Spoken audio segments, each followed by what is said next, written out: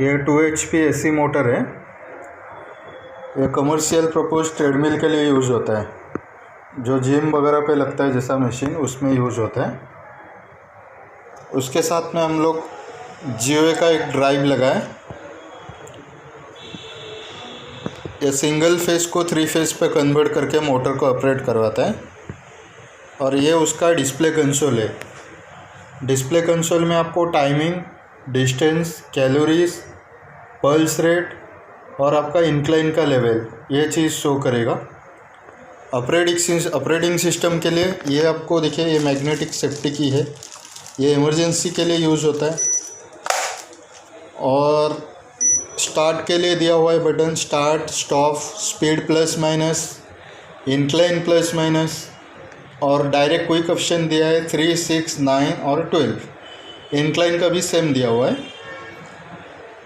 ये आपको ऑपरेटिंग करके मैं बता देता हूँ। सेम ड्राइव का ऊपर आप चाहे तो 3 HP का लगा सकते हो, 4 HP का भी मोटर चलेगा। वैसे कुछ तकलीफ नहीं है। ये ड्राइव बहुत अच्छा ड्राइव है, वैसा कुछ कंप्लेन नहीं आता है।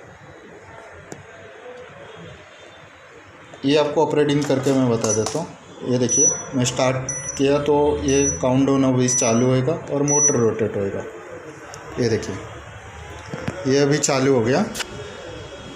बाकी इसमें भी हैंड कंट्रोल के लिए ऑप्शन दिया हुआ है। चाहिए तो आपका उधर ट्रेडमिल में हैंड कंट्रोल भी रहेगा, तो उसमें से भी अपन कनेक्शन दे सकते।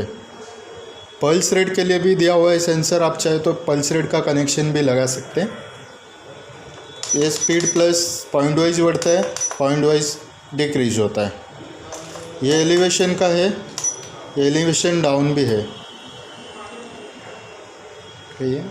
और डायरेक्ट ये 3, 6, 9, 12, 3, 6, 9, 12 क्विक ऑप्शन है। मैं अभी 3 पे स्पीड लगाया। ये देखिए, ये चीज़ कभी यूज़ होता है, समझो आपका ट्रेडमिल का ड्राइव ख़राब है, उसका जो नया ड्राइव आता है वो बहुत ज़्यादा कॉस्टली आता है या नहीं रिपेयर होता है या रिपेयरेबल नहीं है, तो वो जगह पे आपको ये एक अच्छा ऑप्शन है। इसको आप अल्टरेशन कर सकते हैं। बाकी हम लोग भी अल्टरेशन करके आपको दे सकते हैं। आपका जो पुराना वाला पैनल है उसका ऊपर ये वाला सेट को मैच करके नया स्टिकर बना के अल्टरेशन करके दे सकते हैं आपको। चाहे तो कौन सा भी ब्रांड होने दो, उसमें ये चीज़ ऑपरेट होएगा आपका मशीन। और एलिवेशन के लिए भी कनेक्शन है। आप इंक्लाइन चाहिए तो इंक्लाइन भी लगा सकते हैं। बाकी ये ज़्यादा आपको कॉस्टली नहीं आता है, आपका रेंज पे भी बैठेगा। प्राइस वेरी करता है, आपको लोकेशन वाइज प्राइस वेरी करता है। और ये चीज़ बहुत अच्छा है, आप कभी भी कंप्लेन नहीं आएगा आपको।